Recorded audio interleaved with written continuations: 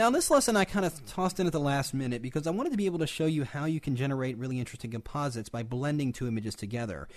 And this is something I get a lot of questions on. A lot of people want to know, hey, how can I put together a simple composite? I don't want to make it too complicated. So I thought I'd throw this in and just show you how easy it is. And we're going to be using some layer masks to achieve this. I was messing with some layer masks in the earlier lessons, but I just want to show you how can you use them to make a really interesting layout. So here I have an image of this cello here, and I've got a sheet of music here as well, and I want to blend these two together to make a really compelling layout. Well, I'm going to take this image here, and I'm just going to drag it up to the title bar of this image here, and let's just drop that right in there. So now it's a new layer right inside this image. Well, I'm going to hold down my Option key, and I'm going to go ahead and click the layer mask icon, and what it's going to do is hide that image by filling the layer mask with black, as you can see right here. Now, we're going to use the gradient tool, and I haven't used the gradient tool much in this course, but if you just select the gradient tool and you have a number of options right up in here, you have a number of preset gradients in here that you can choose from. And the one I use the most commonly is the second one, and this is the foreground to transparent gradient. So right now my foreground color is set to white, and that's what it's using right now is foreground to transparent.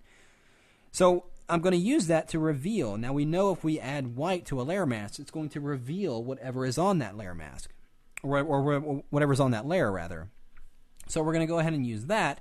Here you can choose the various types of gradients you want to use. You can use a standard radial, or a standard linear gradient, a radial gradient, and you've got other specialized gradients here as well.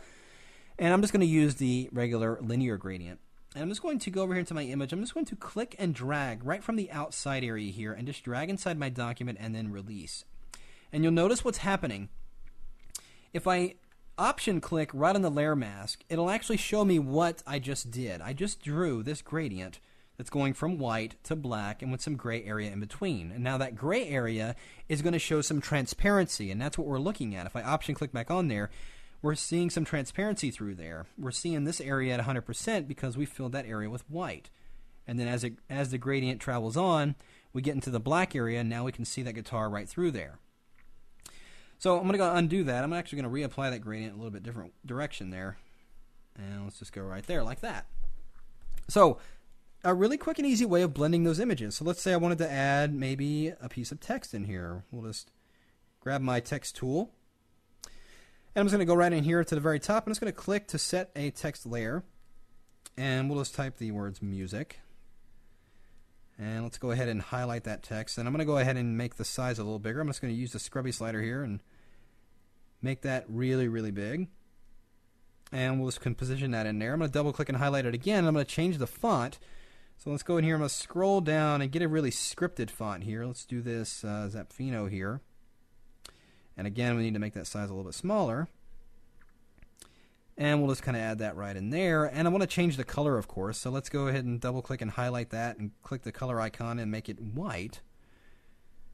And there we've got some interesting text right on there. Well, I can make it a little bit more interesting text if I go over here into the blend modes and just choose overlay on that. And you can see it's blending in with that background in a very interesting way, giving me an interesting result.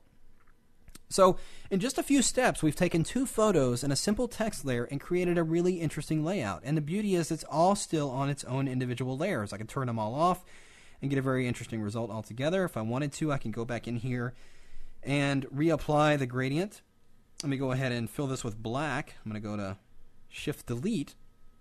Or you can simply go into the Edit menu and go down here to Fill. And we're going to fill it with black again. And let's try another gradient. Let's come in from the other side and see what kind of result we get.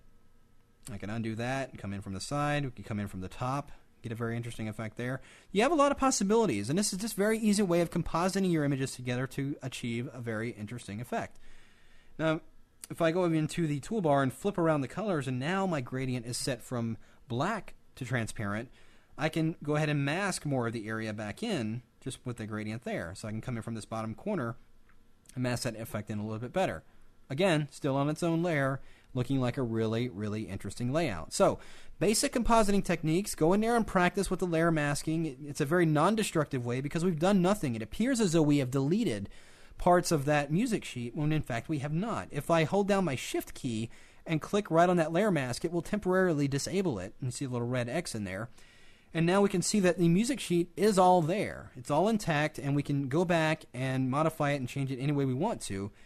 But the mask allows me to blend these images together for a much more interesting layout. So that is basic compositing. Try it yourself and have fun with it.